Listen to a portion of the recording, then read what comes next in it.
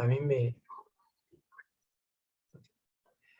c'est toujours impressionnant pour moi quand je regarde un match de football, presque jamais, mais j'entends El Perro Bermudez, ou je ne sais pas qui, il dit qu'il dit « Oh, l'équipe au gallo », d'accord?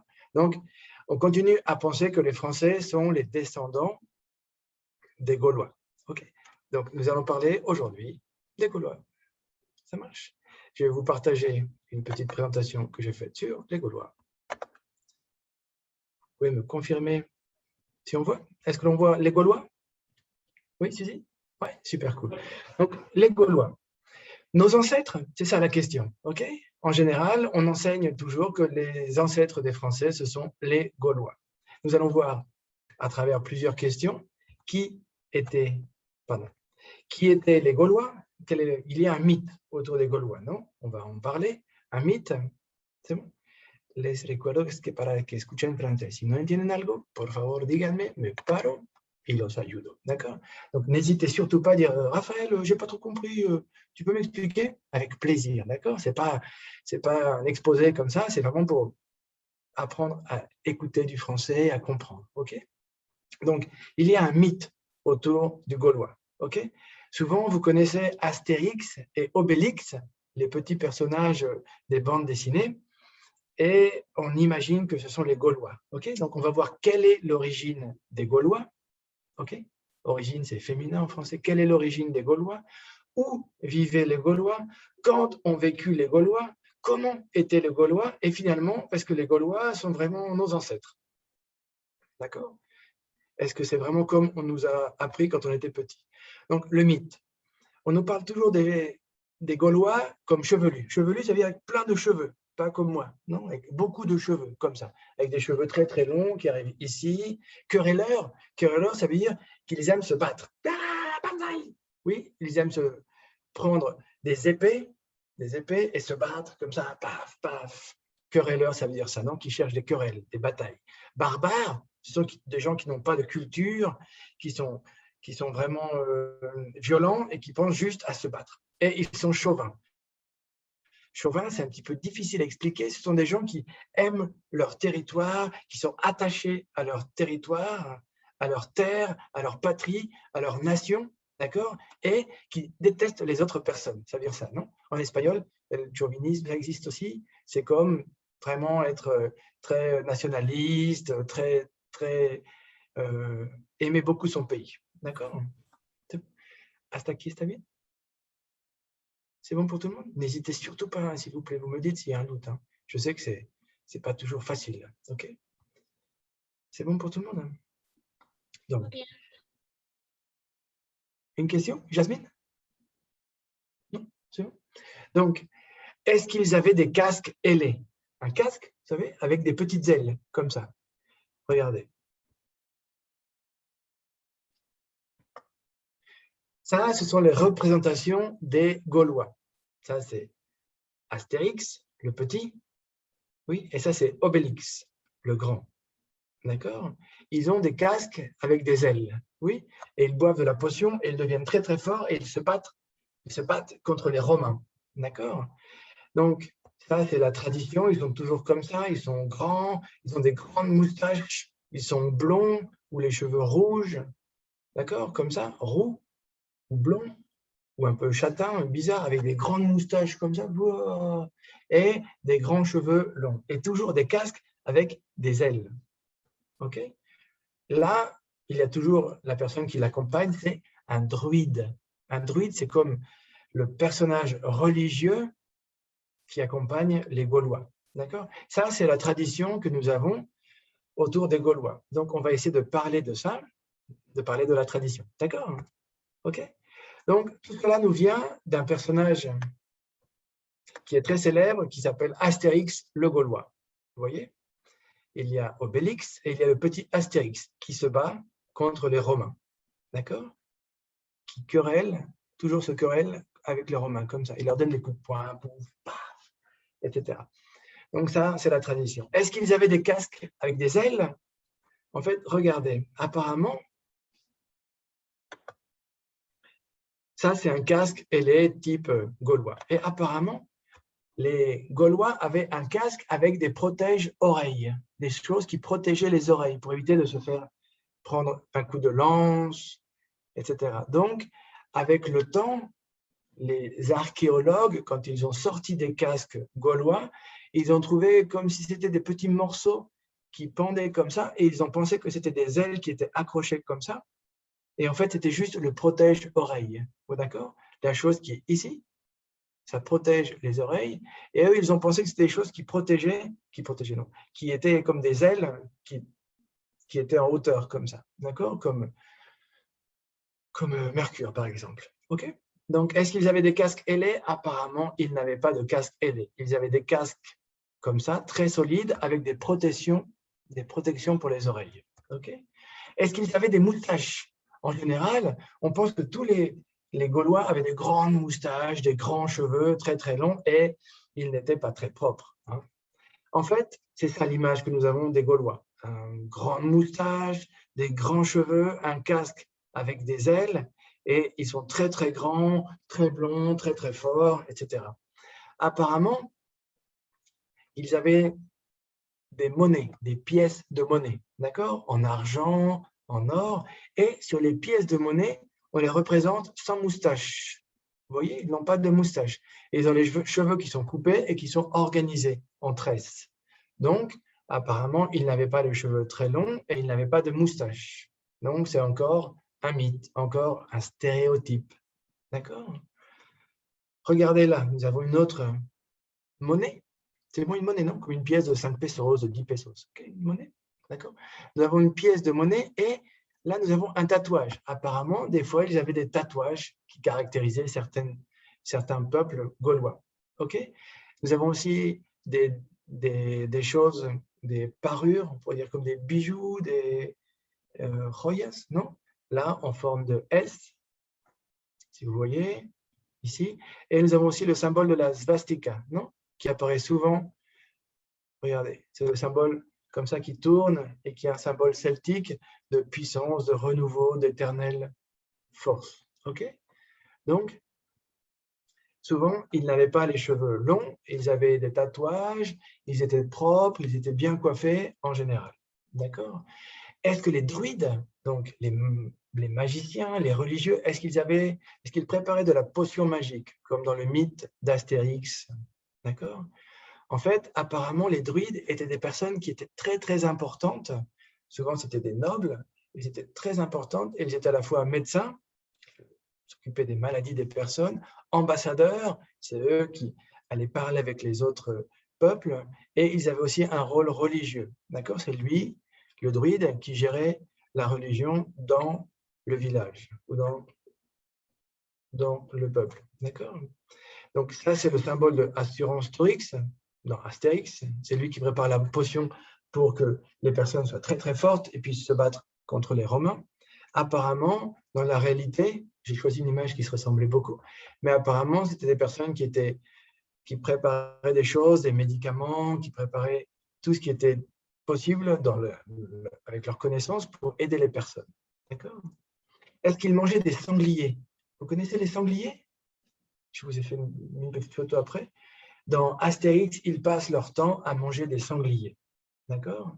Donc, apparemment, ils mangeaient des cochons sauvages. Ça, c'est un cochon sauvage. Un cochon, comme ça, qui vit dans la montagne, dans la forêt, comme ça.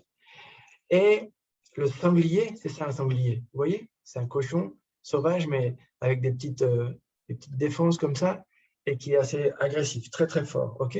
Le sanglier était le symbole de la guerre. D'accord?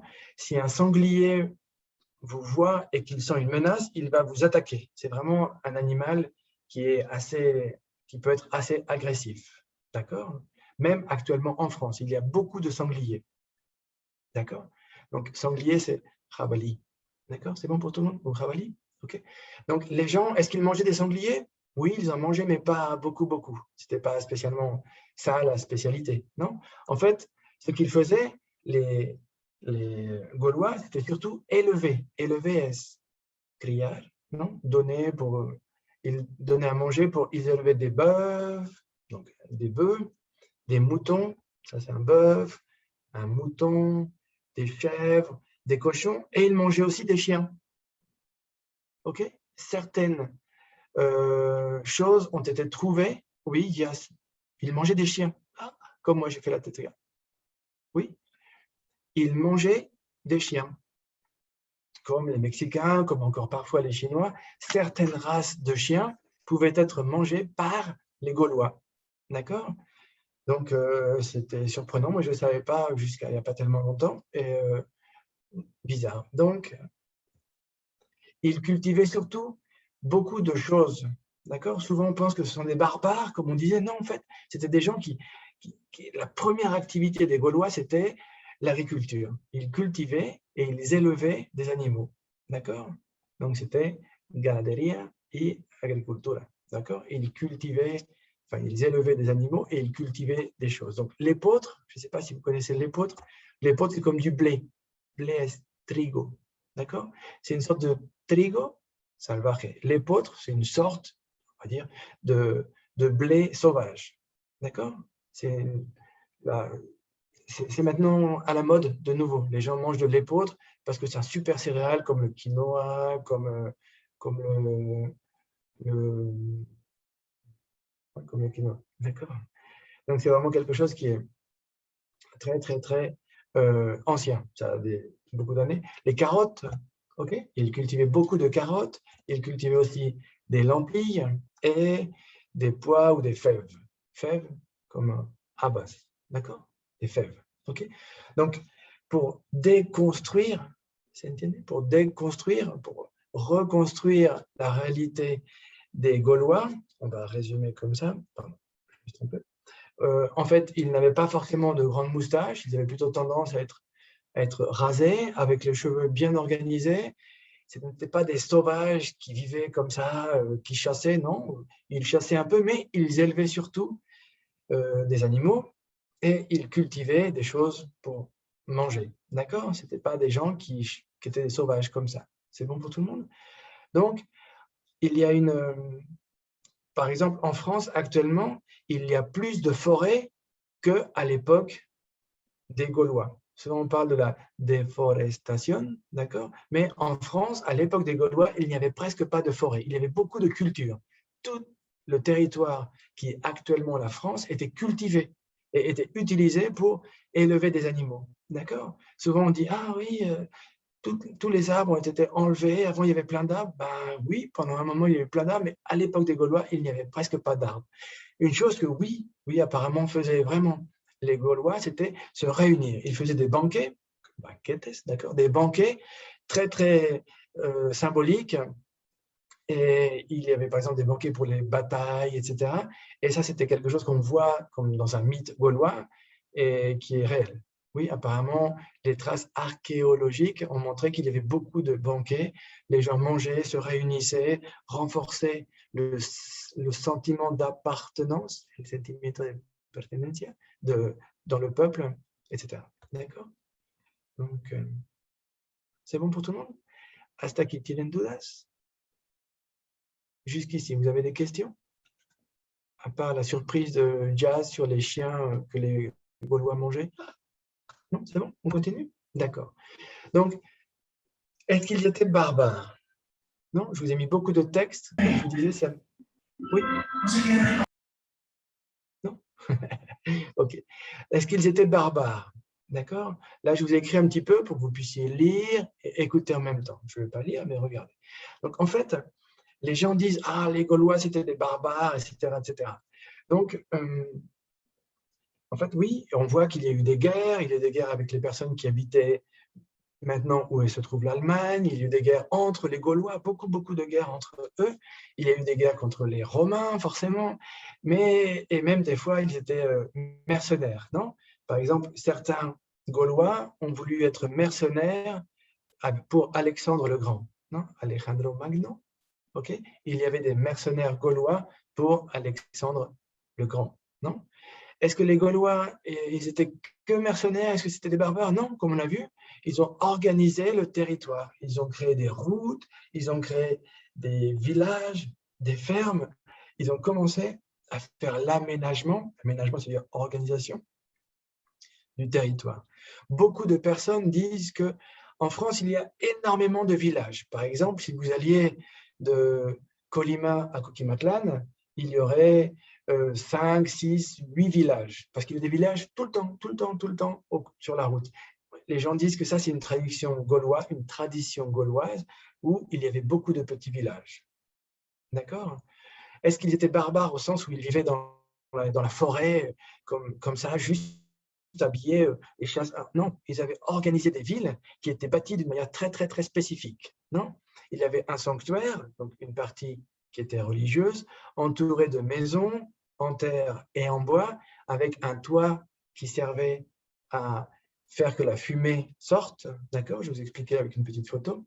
Il y avait des quartiers avec l'artisanat, l'artisanat, des rues commerçantes. Donc, c'était des villes organisées. Vraiment, dès le 3e siècle avant Jésus-Christ, les habitants de la Gaule étaient des personnes qui étaient organisées. Ce n'étaient pas des sauvages comme ça qui attaquaient tout le monde. D'accord?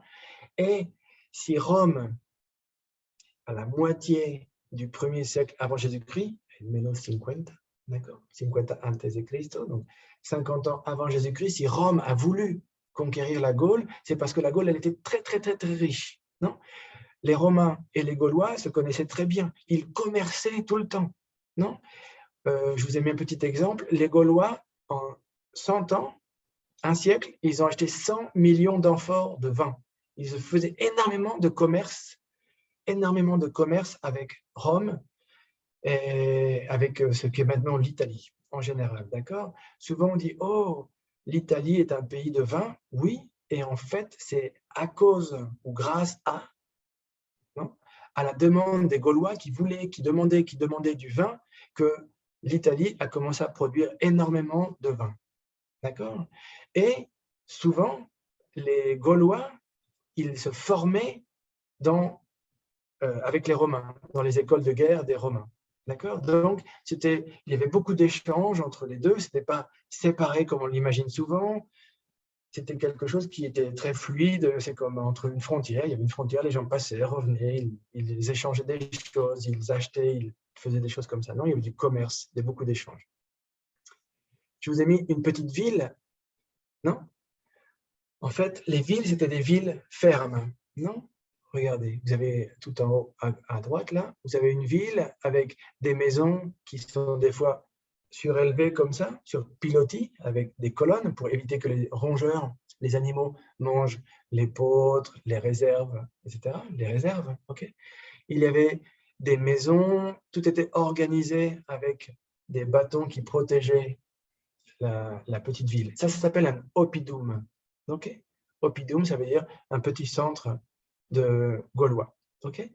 Souvent, en France, il y a des excavations, des recherches archéologiques et on voit des oppidums. Je vous en montrerai un tout à l'heure, une ruine d'oppidum. C'est bon pour tout le monde? Donc, pour terminer avec le mythe des barbares qui ont des moustaches, etc., en fait, apparemment, ce n'était pas vraiment ça.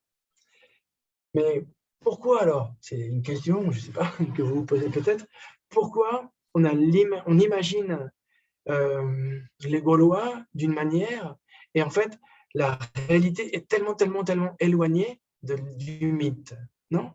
Parce qu'en fait, c'est un problème basique. Leur tradition, elle est orale. Ils n'écrivent presque rien, les Gaulois. Okay? Tout ce qu'ils font, toute leur tradition, leur religion, tout leur système de civilisation est oral. Donc, en fait, il n'y a presque pas de traces, non? Rien n'a été gardé qu'on puisse lire. Par exemple, les Romains, les Grecs, tout ce qui s'est passé, on peut le lire, non? Même les gens qui habitaient dans l'Euphrate, enfin des civilisations très anciennes, on peut les lire, on peut voir ce qu'ils disent et on interprète, on essaie de comprendre. Les Gaulois, ils n'écrivaient pas. Ils n'écrivaient presque pas. Ils n'ont pas d'alphabet, d'ailleurs. Souvent, ce qu'ils écrivaient, c'était avec des lettres, avec l'alphabet latin, dans leur propre langue. Donc, c'était assez difficile à comprendre et il y a beaucoup de spéculations. Ce n'est pas très facile à comprendre. Oui. Ce qu'ils écrivaient en plus, ils écrivaient presque pas et ils écrivaient surtout pour comptabiliser les grains, pour comptabiliser les impôts, les choses comme ça. Et ils écrivaient sur du bois. Et le bois, pouf, il disparaît. Le bois, non, la madera. Bois qui est madera. Donc, ça disparaît. OK? Maintenant, grâce aux fouilles sont las excavaciones, las investigaciones, les fouilles et les techniques récentes qu'ont développé les archéologues, et ben, on commence à mieux connaître les Gaulois, on commence à mieux connaître leur système de religieux, etc. Non, donc, je vous en parle un petit peu. Okay. En fait, le gros problème qu'on a avec les Gaulois, c'est que la réalité et la fiction, et ben, la réalité, elle commence tout juste à apparaître. Et la fiction, elle a été la seule qui nous est parvenue, puisque César, quand il écrit la guerre des Gaules, il invente beaucoup de choses pour être le super-héros de l'aventure. D'accord? C'est comme toujours, non? La personne qui gagne la guerre va écrire l'histoire et l'histoire va être changée. Donc là, qu'est-ce qui se passe avec les Gaulois? Les Gaulois n'ont pas laissé de traces, donc tout le monde imagine des choses, ou lorsqu'ils découvrent quelque chose comme les casques avec les protège-oreilles qui sont un petit peu abîmés, ils pensent « Oh, c'est peut-être des ailes », donc les gens imaginent des choses, et ça reste très longtemps dans l'imaginaire collectif. OK? Et par exemple, là, eh ben, on commence tout juste à mieux connaître les Gaulois. C'est pour ça que je voulais vous en parler, parce que moi, quand j'étais tout petit, ils me disaient « Ah, nos ancêtres les Gaulois, un petit peu », mais mes parents, c'était vraiment quelque chose de typique. Non, c'était nos ancêtres les Gaulois, c'était super important. Et peu à peu, on commence à avoir une meilleure idée des Gaulois. D'accord? Donc, on parle des Gaulois, de ce qu'on sait vraiment. D'où viennent les Gaulois? Je vous ai mis des petites cartes après. Mapas, carte, c'est Mapas, non? Donc, je vous ai mis des petites cartes après pour mieux comprendre. Ils apparaissent vers 400, 500 avant Jésus-Christ, antes de Jesucristo, hace 2500 años. D'accord? Ils apparaissent 2500 ans, il y a 2500 ans, 500 ans avant Jésus-Christ, à peu près. C'est pas, oh, on arrive. Ce sont des vagues, olas, non, de conquêtes successives qui apparaissent comme ça. Et finalement, les Gaulois arrêtent de s'appeler les Gaulois en 52 avant Jésus-Christ, en menos 52, non? Et ils deviennent les Gallo-Romains, los Gallo-Romanos, non? Parce qu'il y a beaucoup d'acculturation et ils commencent à se mélanger beaucoup. D'accord?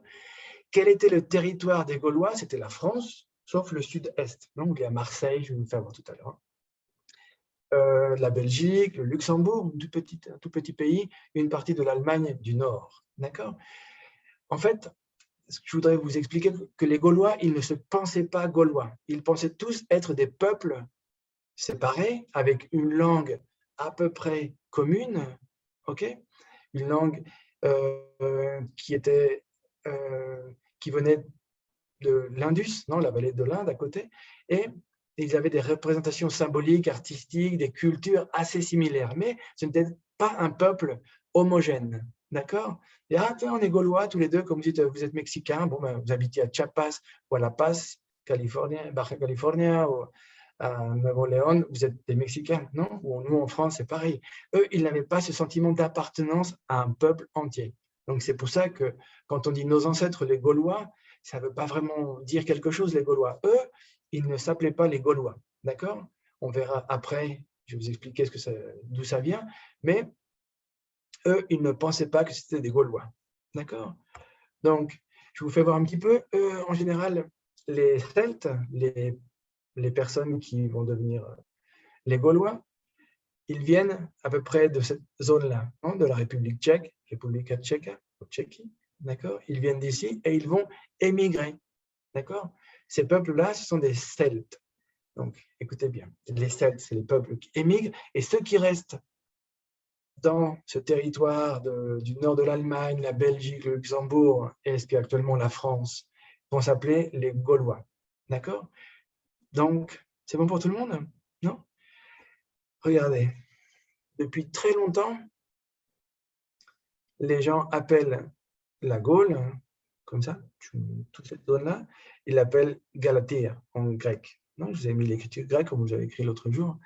Et il y a deux étymologies. ¿Se entiende eso de etimología? Es de dónde viene la palabra y cómo fue evolucionando a través de los años. ¿Ok? Esa es la étymología. El timón es la base. D'accord? Il y a deux étymologies possibles pour l'instant. Soit c'est Gallus, non? Comme gallo. OK? Ça veut dire coq, comme en espagnol gallo, non? Coq. Et ce serait l'idée que les Celtes qui venaient d'ici transportaient tous leurs animaux, y compris certains animaux qui ressemblaient à des coqs. Donc, ils ont dit, ah, c'est comme les coqs. D'accord? Les gallos, les gallos, etc. D'accord? L'autre proposition étymologique, c'est comme Galla, qu'on voit en bas, non? Qui veut dire les Romans. C'est les personnes qui habitent vers le sud, vers le centre-sud de l'Europe, la France, etc. Non?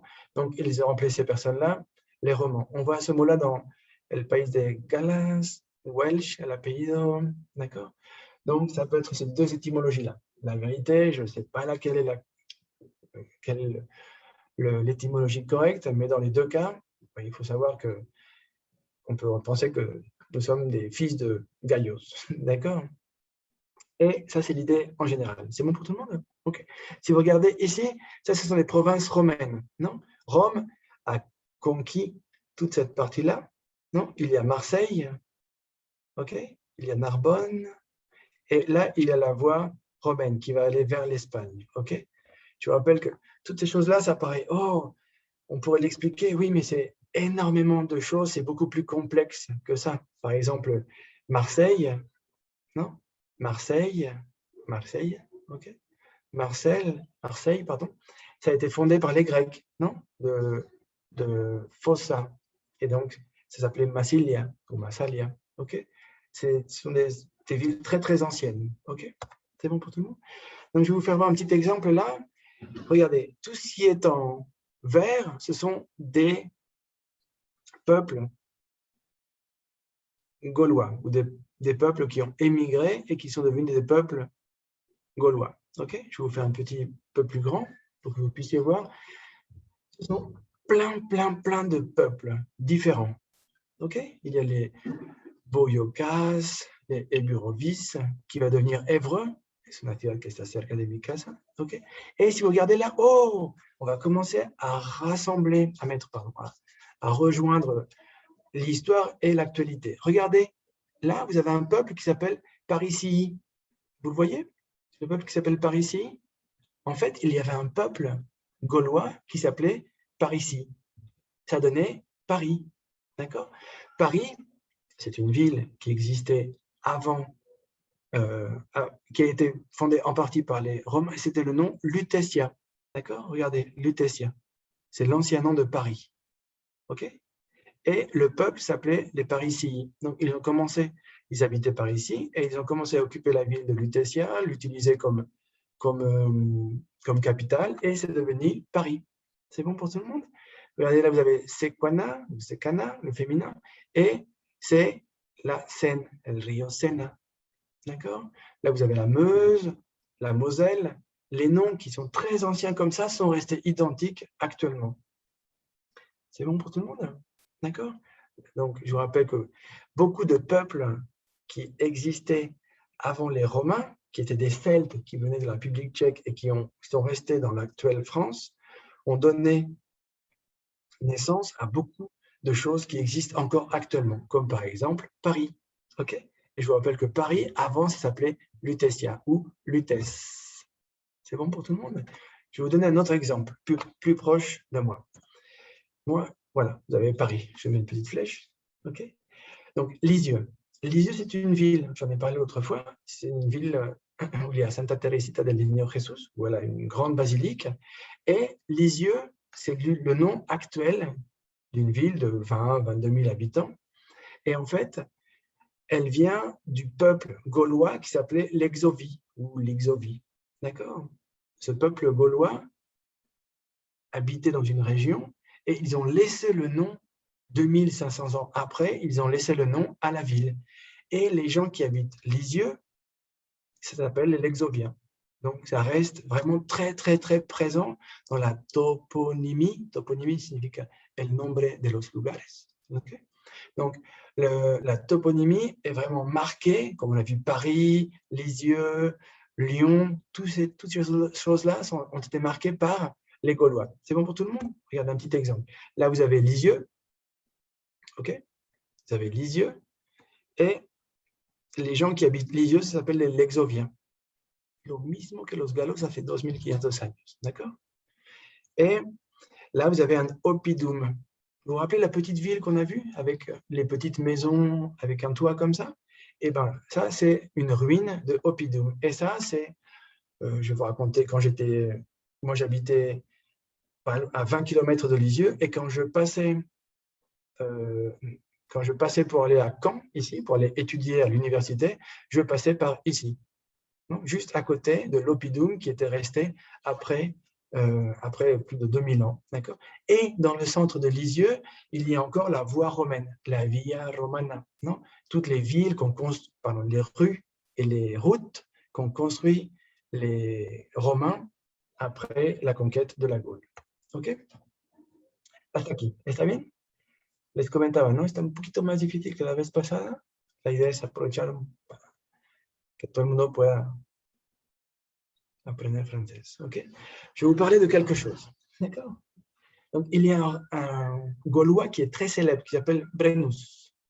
Non, Brennus, il est très, très, très célèbre parce que souvent on dit, oh là là, les Romains, ils ont détruit la Gaule, ils ont envahi, ils ont envahi la Gaule, etc. Mais il faut penser que en 387 avant Jésus-Christ, eh ben, Rome commençait tout juste à avoir beaucoup d'importance, tout juste. Donc, il y a un peuple romain, un peuple gaulois, pardon, qui a profité de que Rome avait beaucoup d'argent, mais n'était pas encore très, très fort.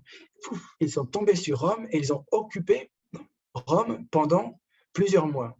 Et ils ont tout volé à l'intérieur de Rome. Et ils ont demandé aussi une rançon. Rançon, rançon en anglais, c'est comme une rescate. Non, ils ont demandé de l'argent pour sortir de Rome. D'accord? Et la personne qui est responsable de ça, c'est un chef gaulois qui s'appelait Brennus. D'accord?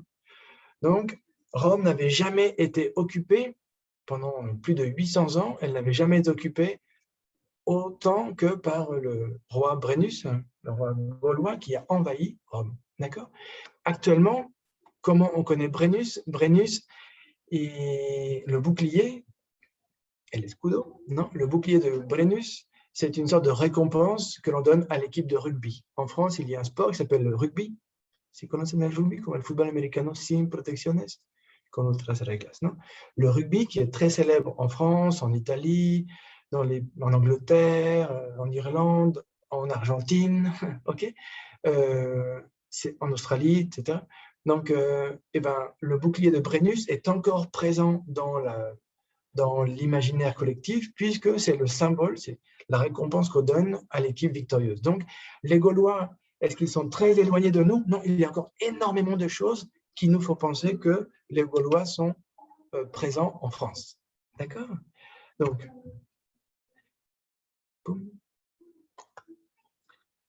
comme je vous ai expliqué tout à l'heure, pour conclure un petit peu sur les Gaulois en général, en fait, la Gaule, comme ça, un territoire cohérent avec des peuples organisés, ça n'existe pas. Pas du tout. Ce sont des peuples qui sont venus de l'Est de l'Europe et qui sont arrivés dans un pays, sur un territoire, pardon, qui correspond à peu près à la France actuelle, moins le sud, un petit peu de l'Allemagne, un petit peu de la Belgique, un petit peu tout le Luxembourg. Et en fait, il n'y a pas vraiment d'homogénéité. D'accord? Ce sont des personnes qui habitent là, puisqu'ils habitent là. Des fois, il y a des guerres entre elles, des fois, il y a des problèmes, mais ce ne sont pas les Gaulois, ça n'existe pas. C'est pas un terme, c'est pas comme si on disait, je ne sais pas moi, les Mexicains, on voit où est-ce qu'ils habitent, qu'est-ce qu'ils font, etc. Non, les Gaulois, eh ben non. En fait, les Gaulois, ça n'existe pas tel quel. D'accord? Les Gaulois, ils ne se disent pas, tiens, toi, tu es Gaulois comme moi. Non, pas du tout. C'est pour ça que c'est ridicule un petit peu de dire nos ancêtres les Gaulois, parce que les Gaulois en soi, ça n'existe pas. D'accord? Ce sont des Celtes qui sont restés sur le territoire, comme je vous dis, qui est actuellement la France en général, mais eux, ils ne se comprennent pas comme Gaulois. La Gaule et les Gaulois ont été inventés par César, d'accord? En général, peut-être pas inventés par César, mais ont été je sais pas, diffusés, divulgués à travers tout le monde, tout l'Empire romain par César. Okay? Parce que lui, il voulait que la guerre contre la Gaule soit quelque chose de cohérent. Lui, tout seul, il a pu vaincre, il a pu gagner contre tout un pays. D'accord? Alors qu'en fait, non, il a battu des peuples, un petit peuple, un petit peuple. Comme on a vu, non? C'est plein de petits peuples. 60, 70 petits peuples différents. Pueblos, non? Tribus, maçonnerie, d'accord? C'est bon pour tout le monde? Quand César est arrivé à Rome avec le Gaulois, le dernier Gaulois qu'il avait pu vaincre, en fait, tout le monde a pensé que c'était une vengeance contre Brennus, non? Brennus, celui qui avait envahi Rome en 397 avant Jésus-Christ. D'accord? Donc, maintenant, nous allons parler un petit peu de la religion. D'accord? Donc, il y a trois sortes de religieux gaulois. Il y a les druides, souvent c'est des nobles, d'accord? Et c'est l'élite intellectuelle et religieuse, non? On l'a vu, c'est celui qui était en blanc et rouge tout à l'heure, d'accord? Il y a les vates. Les vates, c'est comme les religieux qui sont chargés, qui sont responsables de sacrifier les animaux et d'interpréter ce qu'ils observent dans les entrailles des animaux, dans le sang des animaux, d'accord? C'est comme la partie plus pratique de la religion, ok? Et il y a les bardes. Les bardes, c'est comme des troubadours, des poètes qui chantent et qui servent à transmettre à toutes les personnes les mythes et les légendes, d'accord? Ça, ce sont les trois parties. Les druides, c'est comme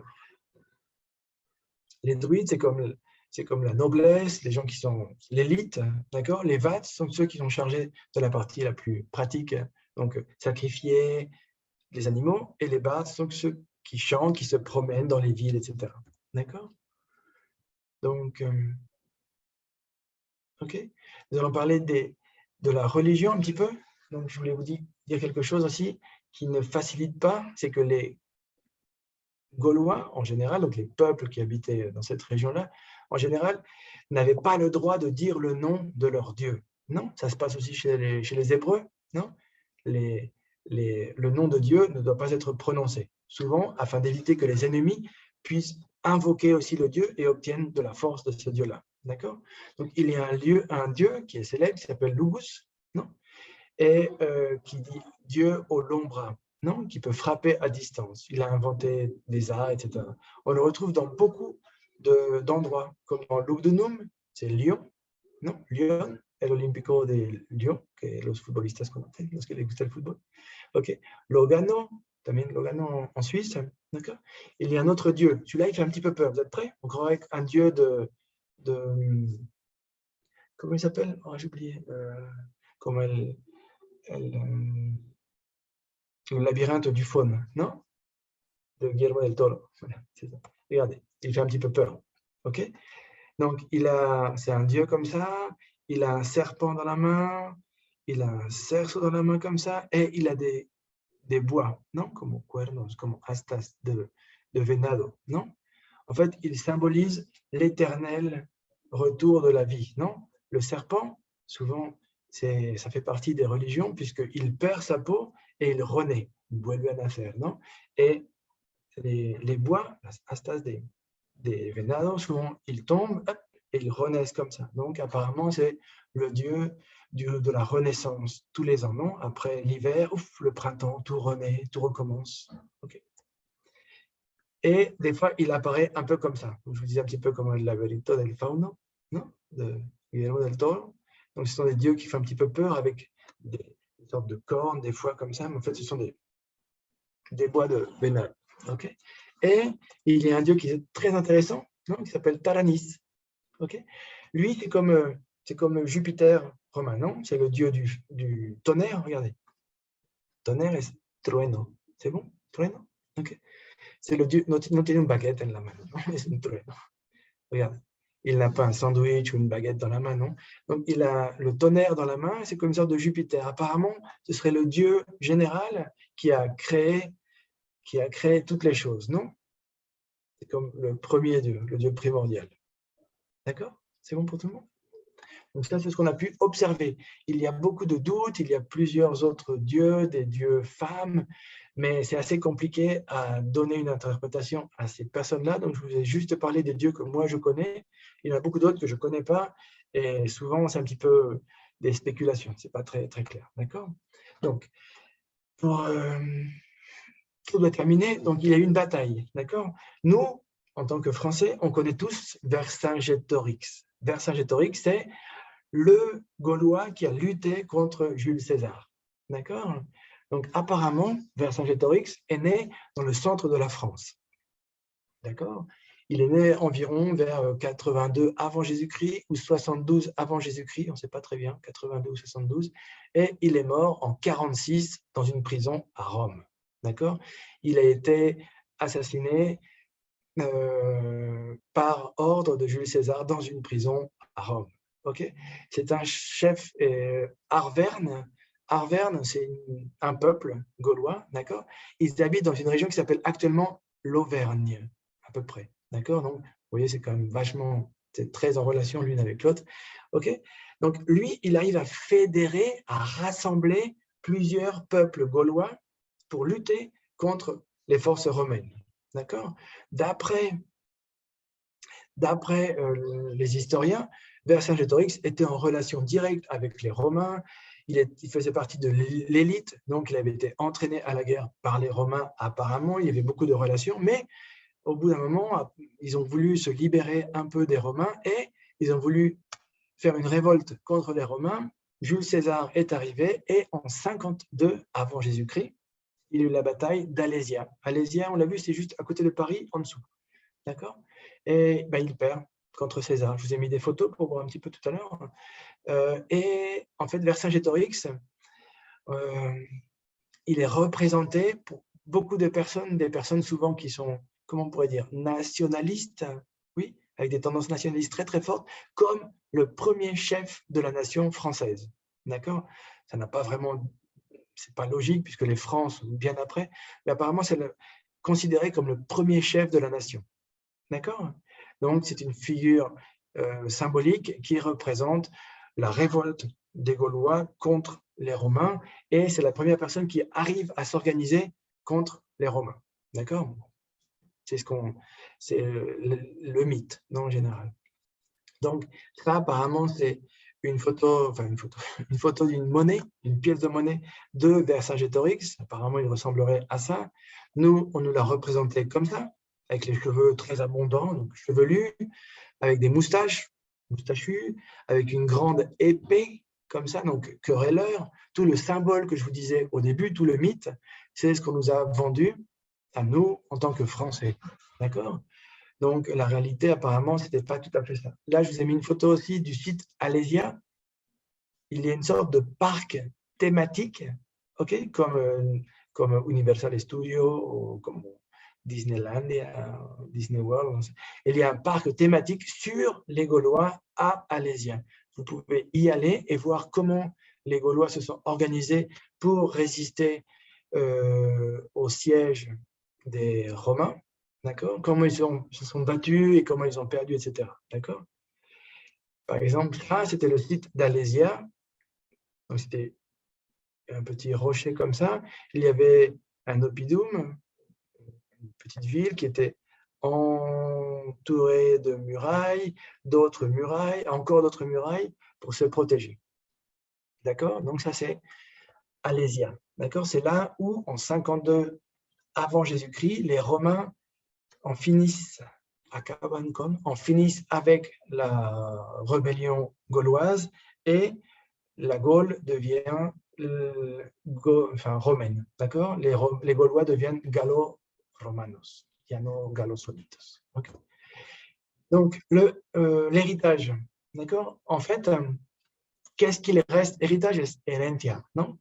Héritage, qu'est-ce qu'il reste des Gaulois actuellement? Bon, on a vu beaucoup de toponymie. D'accord? Le nom des lieux, comme Paris, Lyon, Lisieux, beaucoup de noms viennent du gaulois. D'accord? Il y a énormément, pas énormément, pardon, j'exagère. Il y a des noms qui viennent directement du gaulois, comme Leaf. Leaf, c'est un arbre, d'accord? En espagnol, c'est tejo. Aquí no hay. Chêne es roble, d'accord? Aparece en inglés como chestnut, ¿no? La nuez del roble, d'accord? Érable, maple. Il y a des plantes, des techniques pour couper les choses. En fait, comme les Gaulois étaient des personnes qui avaient beaucoup de techniques, beaucoup de choses, ils ont laissé beaucoup d'héritage au niveau de l'artisanat, de comment réaliser des choses. Donc, ardoise es pizarra. Cuando cortan una cosa y la hacen súper delgadita para apuntar de una pizarra negra. ¿No? Donc, apparemment, c'est pas sûr, mais les Gaulois utilisaient une numération vigésimale, non, vigésimale ou vicésimale, sur une base de 20. C'est pour ça qu'en français, on dit 60, 70, parce que et 80, 420, non? Donc, apparemment, les Gaulois ont laissé ce système de numération à la postérité, non? Pour tous les étudiants qui commencent le français, on leur dit 80 no existe, c'est fait 420. Et 90 es 420, 10. Et tout le monde se queda. D'accord? Donc, voilà, c'est peut-être ça qu'ils ont laissé. Et l'utilisation d'une construction verbale qui sait que, mais je vous expliquerai un autre jour, en présentiel avec une démonstration marrante. Qu'est-ce qu'ils ont inventé? Ils ont inventé le tonneau. Non, le tonneau, el barril, con círculos de métal para reforzarlo. Apparemment, c'est une invention romaine. Je vous dis bien apparemment, puisque c'est pas vraiment, il manque encore beaucoup d'années de recherche archéologique. D'accord? Donc le tonneau, ils inventaient aussi les roues très solides comme ça. D'accord? Ils ont inventé la faux. Pardon, ça c'est pas la faux, c'est le soc. Vous savez, c'est amarrer un caballo ou un buey et vous ouvrez la terre comme ça. D'accord? Ils ont inventé aussi la faux. Ça c'est la faux, comme la muerte, non? La rose. Et apparemment, ils auraient aussi inventé le pantalon. Je ne sais pas si c'est vrai. Souvent, les Romains, ils avaient des robes. Tout le monde avait des jupes, des robes, des choses comme ça, des tuniques. Non? Et les Gaulois auraient inventé ou familiarisé l'utilisation du pantalon. D'accord? Peu de pays utilisaient le pantalon de manière traditionnelle. Non? Apparemment, ils auraient favorisé ça. Donc, je voulais finir par vous raconter une petite anecdote. D'accord? Se la escribí completita, si m'avez entendu. Donc, une anecdote. En 49 avant Jésus-Christ, donc vous vous rappelez que en 52, Jules César en finit avec la rébellion des Gaulois, d'accord, à Alésia. Donc, il va emporter comme otage, ou comme premio de guerre, comme prix de guerre Vercingétorix, et il va l'emmener à Rome. D'accord? Donc, il revient à Rome avec tout ce qu'il a gagné, avec des Gaulois comme esclaves ou comme prisonniers de guerre. D'accord? Et à Rome, à cette époque-là, il y avait 2 consuls. Il y avait César et Pompée. Mais César était parti faire la guerre pendant 8 ans. En Gaule. Donc, Pompée, pendant ce temps-là, tranquille, tout seul, je suis le seul consul, il va inventer des règles, d'accord?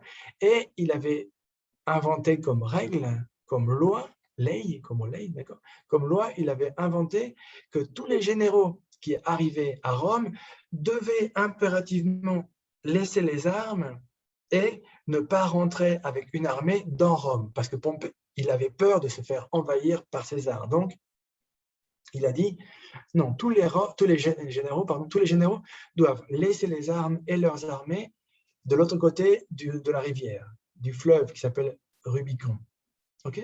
El río se llama Rubicon, no como el Jeep. Es un río qui se llama Rubicon.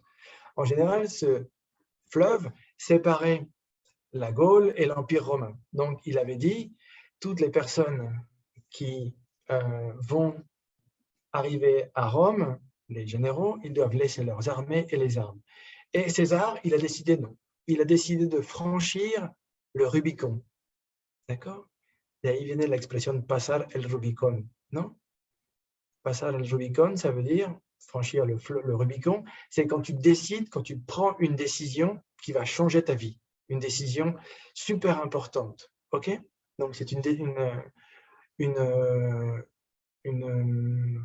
on peut appeler ça, une formule, une manière de dire qui est très célèbre encore actuellement, 2000 ans après, 2070 ans après. On dit franchir le Rubicon, c'est décider quelque chose qui, en général, on sait qu'ils vont causer beaucoup de problèmes. Par exemple, ça peut être divorcer, changer de métier, avouer son orientation sexuelle, des choses comme ça super importantes qui vont changer toute ta vie. Ça, c'est franchir le Rubicon. D'accord? Et en passant, César a une expression, une formule très très célèbre qui dit « alea jacta est ». Je ne sais pas si vous avez déjà entendu ça, c'est « le sort en est jeté ». Non? La suerte está echada. En latin, on dit « alea jacta est ». Et c'est une expression très très célèbre. Donc, pour conclure un petit peu sur les Romains et les Gaulois, enfin, sur les Gaulois, pour conclure sur les Gaulois, je voulais vous dire que César, en fait, en revenant de la conquête de ce qu'il a appelé, lui, la Gaule, qui est une invention, c'était plein de pays, ce n'était pas un territoire organisé, c'était plein de pays, plein de peuples, pardon. En fait, il est arrivé, il a décidé de franchir le Rubicon, malgré l'interdiction de Pompée, et en franchissant le Rubicon, il a dit « Alea jacta est », et c'est quelque chose qui est très, très célèbre dans les films, on voit ça, dans les livres, on voit ça. D'accord? Et voilà, c'était tout pour l'histoire de Gaulois. Donc, les recuerdo, esta vez está un poquito más difícil, es como A2, B1, un poquito difícil para los principiantes, pero para intentar cubrir los que ya saben un poco más de francés y no dejarles con francés muy básico, pues esta vez me lancé un poquito aquí y les puse más texto para que fuera un poquito más de pronto fácil seguirme cuando hablaba mucho. D'accord? Est-ce que vous avez des questions, des doutes, je sais pas, des plaintes, como quejas, non? Je vous écoute. Si vous avez des doutes sur les Romains, sur les Gaulois, n'hésitez pas.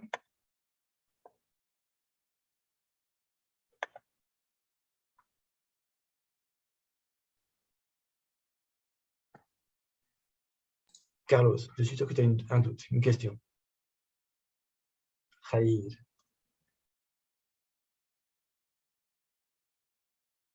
Non? Ana Regine. Odalis. ¿Tu as una question? ¿No? ¿Sí? Pues parece que no hay preguntas, maestro. ¿No? No, Si no vous avez veo des questions, tampoco n'hésitez pas.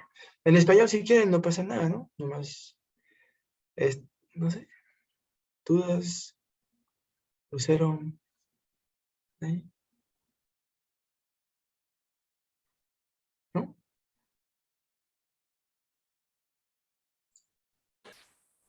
Nos dejó sin habla. Oh, ¿está muy difícil? Ok, porque les dejé sin hablar. No, muy interesante. Yo todavía no me puedo comunicar en francés, pero sí entendí mucho de eso, Oh, genial. de lo que platicó y lo felicito. Muy bueno, muy buena información. Gracias. Gracias, gracias. Ojalá y les sirva para, pues, no sé, como podemos decirlo, formatear un poquito el oído, los más principiantes, acostumbrarse y no darse por vencido, ¿no? Tal vez está un poquito más difícil, pero echándole ganas poco a poco van a entender mucho más. Sí, Mucho más. sí, sí, mucho vocabulario nuevo, sobre todo porque estaba viendo lo escrito mientras escuchaba, entonces había palabras de, qué bien, qué bueno que las escribió. Sí. Así fue la idea. Las otras veces casi no había texto porque era mucho más fácil, usé un francés mucho más básico y esta vez es pues como tipo A2, B1, entonces sí puse más escrito para orientarlos. Ojalá y no les haya abrumado con tanto texto, pero era como, no sabía bien a ver cómo, ¿no? Si tienen dudas, me dicen. ¿Elguera, perdón? Yo quiero saber si tengo acceso a ver las primeras, porque yo no vi, no, es la primera vez que entro. Ok. ¿Sí están grabadas o no? Las primeras sesiones que tuvieron. Sí, ¿no? Sí, están grabadas. Muy bien, las voy a buscar. Sí, están las voy a buscar. En el canal de YouTube de la facultad, ahí las pueden encontrar. Muy bien, muchas gracias. Ok, excelente. ¿Dudas o si pudieron entender los amiguitos que están empezando? ¿Está bien? Buenas tardes, profesor. ¿Perdón? Buenas tardes, profesor. Buenas tardes, Carlos. No, nada más para hacer el comentario. A mí todavía me cuesta mucho trabajo, en teoría, como captar toda la información. Pero lo que sí estoy notando es que ya estoy empezando a identificar muchas más palabras. E incluso los escritos me están ayudando a entender, como en términos generales, ahorita, la información, pero sí se está notando que en el caso del vocabulario o el escrito ya estoy empezando a identificar más palabras, ya se está haciendo más sencillo como que empezar a entender el idioma. Genial. Pues esa es la idea, ¿no? Intentar, esta vez está más difícil, lo repito, ¿no? Pero en general es apoyar a todos los niveles. Tendremos unas sesiones, la verdad, que como más avanzaditas para los que están más avanzaditos también, ¿no? Para intentar abarcar a todo el público, pero sí. Y pues sí, echándole ganas, mira, Carlos, no rajas y ya estás entendiendo mucho, ¿sí? Así que cualquier cosa, pues sigan adelante y van a aprender mucho, ¿sí? Súper bien. Entonces, pueden ver la sesión si les faltó algo, como decía Elvira, pues ahí está, nos comentaba Rodolfo, ¿no? En el YouTube de la facultad. En el Face, me imagino que están las sesiones y todo. ¿Ok? Muy bien, maestro. En el chat tenemos 2 comentarios de Lucero, que muy bonito todo. Y David Gül, que es súper fan. Está bien. Saludos, David. Entonces, si no hay más preguntas, agradecemos al maestro Rafael por compartirnos esta presentación tan interesante, que estoy segura que más de alguno va a buscar más información, yo en lo personal, y si no, alguna película de Asterix y Obelix. Sí, de Perdis. Están divertidas, la verdad. Sí. Y pues pasaremos a leer la constancia, entregar la constancia al maestro Rafael. La vamos a leer. Dice que la Universidad de Colima, la Facultad de Lenguas Extranjeras, otorga la presente constancia a Rafael Hubert Elie Sevilla por su participación como ponente en la sesión número 3 con Le Gaulois del Seminario Permanente de Cultura y Lengua Francesa, llevado a cabo el jueves 4 de noviembre de 2021 a través de la plataforma virtual Zoom. Atentamente estudia, lucha, trabaja. 7 de octubre del 2021, el maestro Aaron Raidillo, Facultad de Lenguas Extranjeras. Perfecto, pues muchas gracias, Susi. Gracias a todos por participar, por echarle ganas a intentar entender más el francés. Gracias, muchas gracias a todos. Nos vemos pronto. Adiós, Carlos. Gracias. Los Adiós, invitamos Elvira. a la siguiente sesión. No se la pierdan. El 11 de Adiós. noviembre a las 4. Sobre Muchas Napoleón. gracias. Napoleón. Muy chido. Eso es para Oh. más básico, muy sencillito lo voy a hacer esta vez. ¿Ok? Para cambiar. Gracias. Les Adiós. pedimos a todos que llenen su registro en la página de Educación Continua para que tengan su registro de asistencia, por favor. Recuerden que es necesario para poder obtener la constancia. Gracias. Gracias, Adiós. Rodolfo. Muchas gracias. Adiós.